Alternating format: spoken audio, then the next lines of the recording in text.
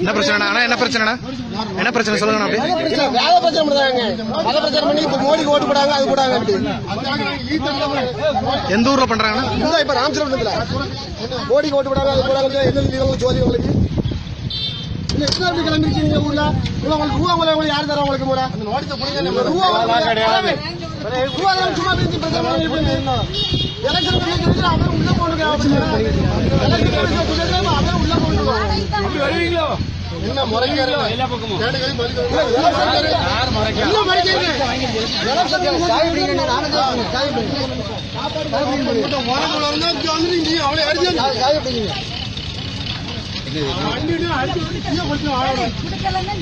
என்ன கொடுக்கல ஓரமா ஆனே